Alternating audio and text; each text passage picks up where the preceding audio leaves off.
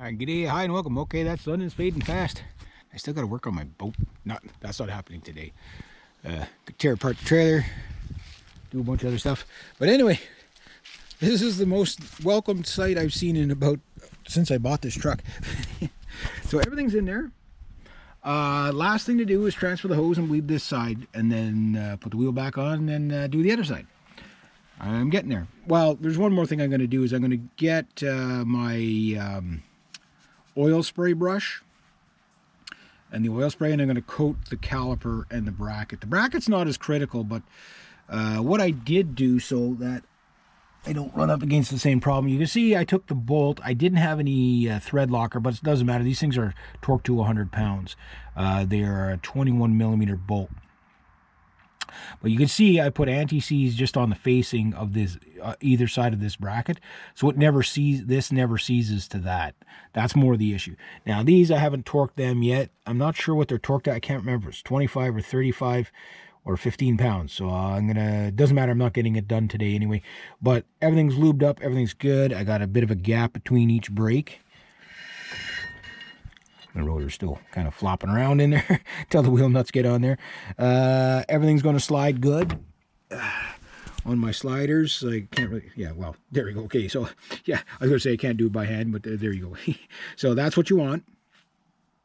And I'm going to coat this with an oil, like a really sticky oil coat, that underbody coating. So it's not going to be on this. You can't get any oil or grease or anything on that, or anti-seize or whatever it is. I will put a little bit of anti-seize on the lip here and around these bolts here, just so that the wheel doesn't stick to it. I don't need to come up to the lip here because I don't want any seepage onto that. Although I don't think it will. But, you know, just keep it from seizing. Hopefully the camera. So around the studs here, just a little bit. You can see some of the silicone has already come out there. So once this is pressed on by the wheel and the wheel nuts, all the wheel nuts studs are going to have, you could already see I already have some anti-seize on there, and there you go. That's why you don't touch that stuff. That stuff is just nasty. One drop gets over the entire house. Like it's just this stuff is, but it works, right? It works. So anti-seize on each one of those. I didn't do anything with these because there's silicone inside. You saw what I did in the previous video. There's my bleeder screw, so this just has to go to there, and I'll do that now. I gotta use my vice grips to do that. Get the hose up. You gotta be gentle with these hoses because you break these hoses, it is going to be a nightmare to deal with that. You'd have to probably replace the entire brake line just because everything's so seized up, right? So you just don't want to deal with that. So be gentle with the hoses. These old hoses are probably original equipment, I would imagine. So yeah, so this has already been cleaned with the wire brush. It's already been cracked and ready to go.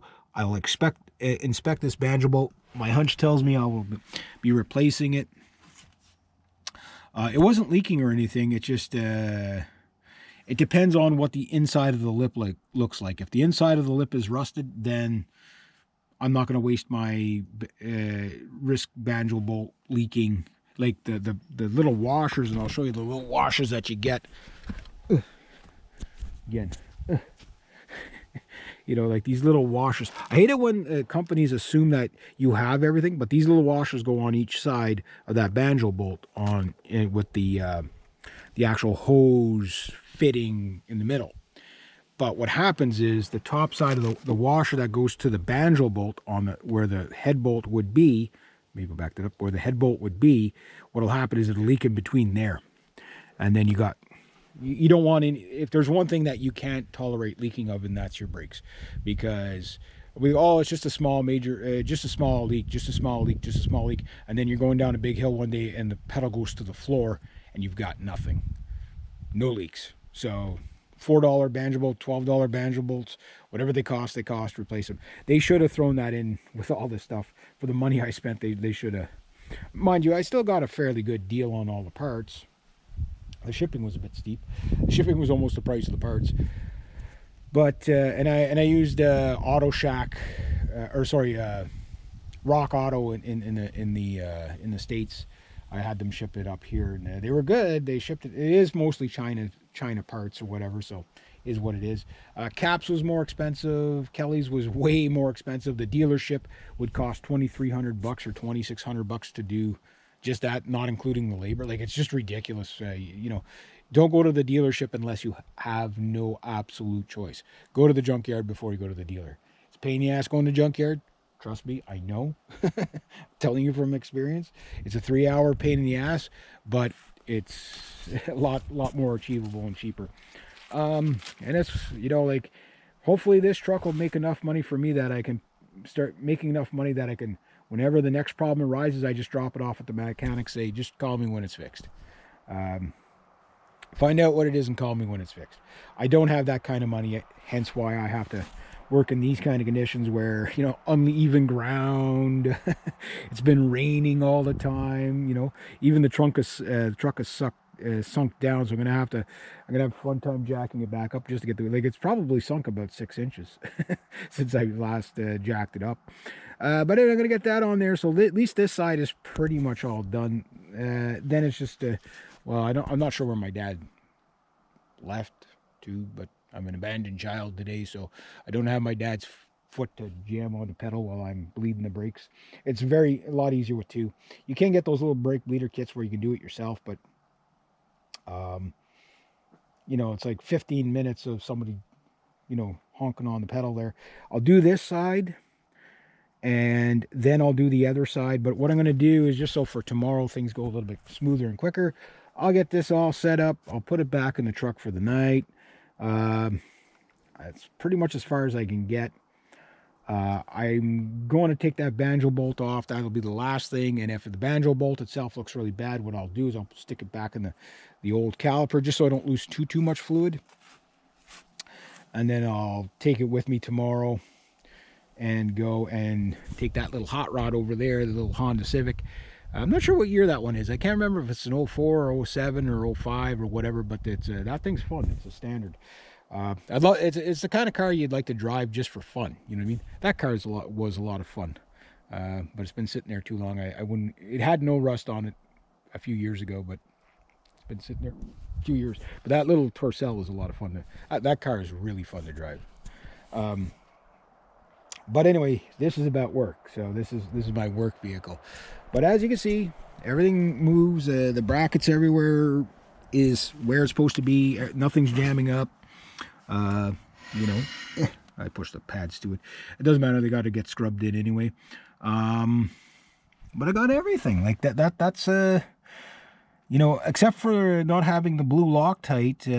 Mind you, it should be fine. I mean, 100-pound torquing these at 100 pounds. Trust me, you gotta hammer on it with Thor there to get those to come off. So don't worry about that too much. But if you got the blue Loctite, put just a drop on it, not too much, because otherwise you never get them off again. These, I'll figure out what the torque specs for these. These are 100 pounds, I know. Those, I just can't remember if it was 15, 25, or 35 pounds. I'll have to research that again tonight. And then the same thing with this thing. It's not that much, but if you're going to do it, if you're going to go this far doing it right, like, don't cop out at the end. He's like, got to do everything perfect and just half-ass it at the end. I've waited this long to get it done, so. But yeah, I've been at this for about 2 hours now, just, so in just 2 hours, I've got those 2 little clips that hold on the dust plate on the other side done. The rotor's clean. The lubricant in there. Now, if I didn't do the lubricant processes, probably would save about 20 minutes right there. Did that with all the studs. Did that with the clips, and obviously the back of the pads, and then the piston on the inside. Put the lubricant on that, cleaned everything up. So I've been at it for about 2 hours or so.